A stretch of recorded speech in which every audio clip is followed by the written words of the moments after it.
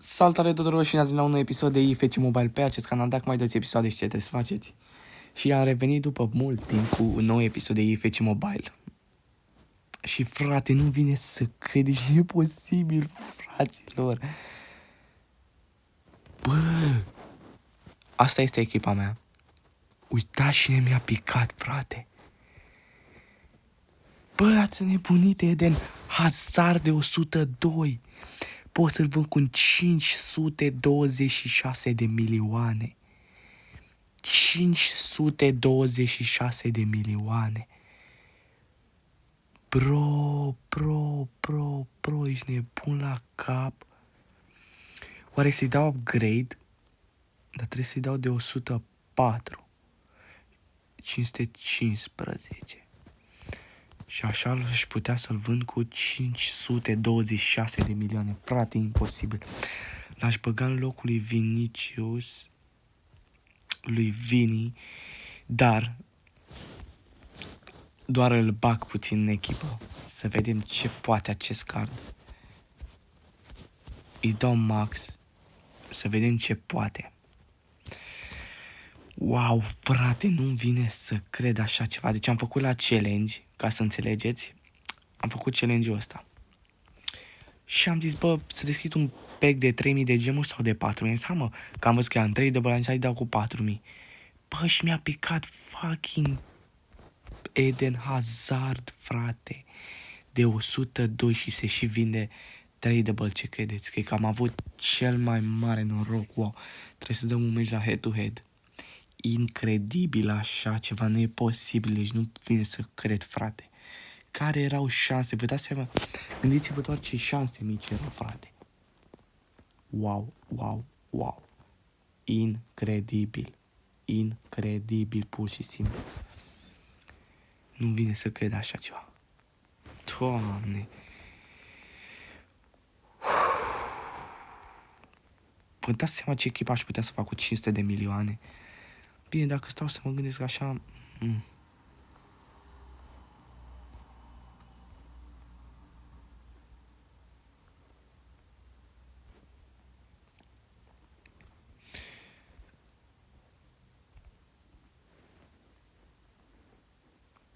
Bă, se mișcă destul de bine, n-am ce zice. Domnul Hazard.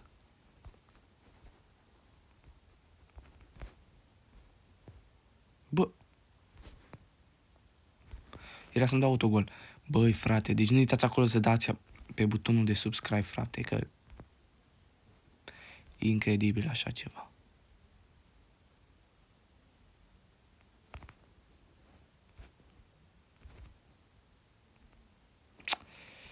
Na.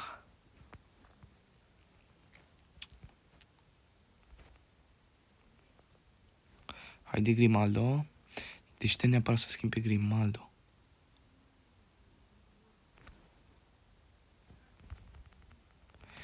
Ok, am dat peste poarta.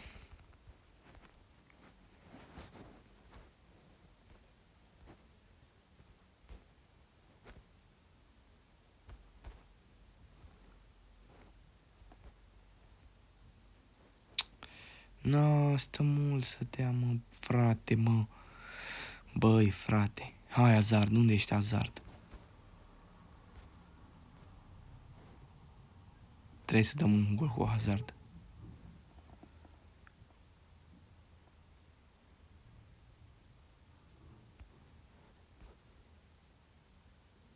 Bun, corner. E bun.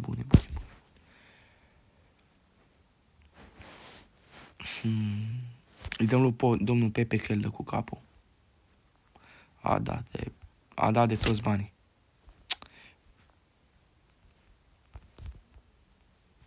Bun. Let's go.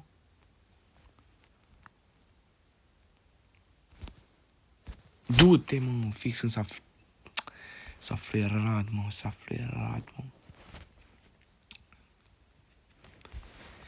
Băi, frate, ce să fac? Prima dată ne uităm să vedem ce aș putea să schimb la echipă, frate, de 500 de milioane.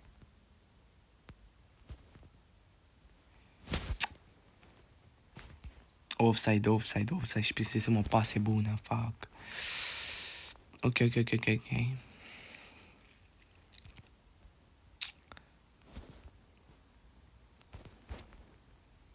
Haide, mă, Hazard, mă.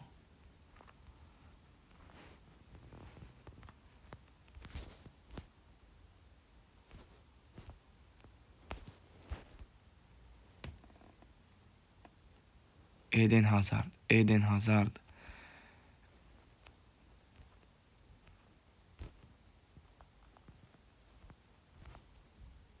Și Eden Hazard a dat gol, frate. Uite-te ce celebrare are.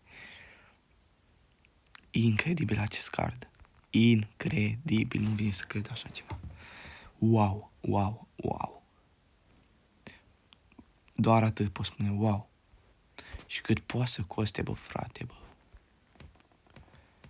Uite-te doar ce pis are, uite-te.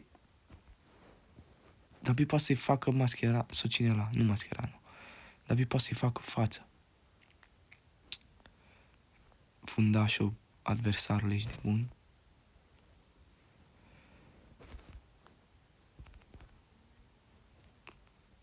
Cred că știa că o să-i dau lui Hazard.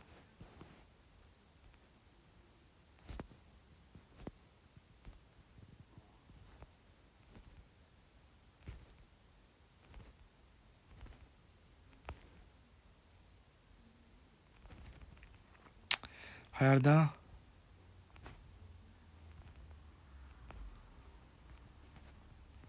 Pepe. Bine, Pepe. Let's go. Bine, Best. Let's go. Boniface. Wow, a dat cu capul, dar din păcate degeaba.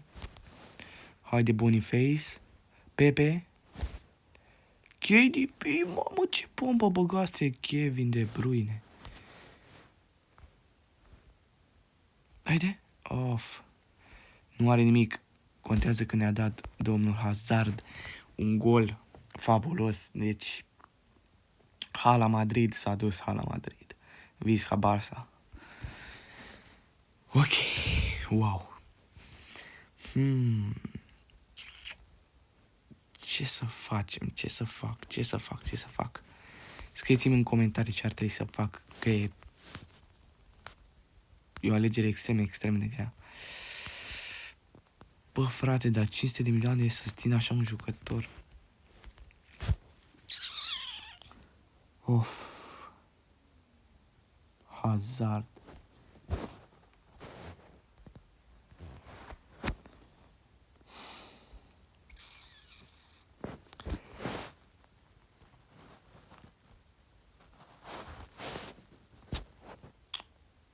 Ce să facem, tata? Icon, frate. Vă dați seama, e Icon. Eden Hazard e Icon. Deci mi-ar trebui un left back. În primul rând, hai să vedem. Ce ai, mă, frate, ești nebun. Cam de unde alegi. Le iau pe Roberto Carlos, ești nebun la cap. Cu 245 de milioane. Și mai rămân cu bani.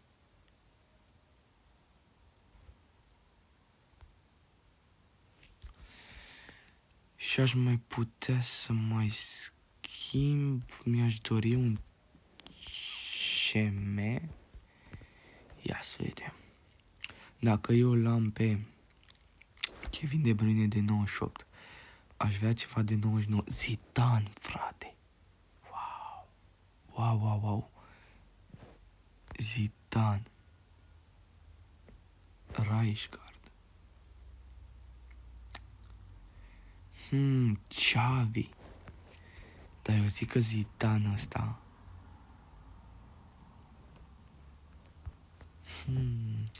Alegere grea. Dar și Xavi.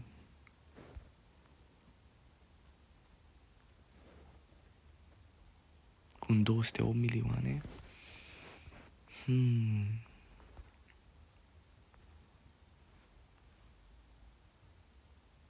Ce alegere.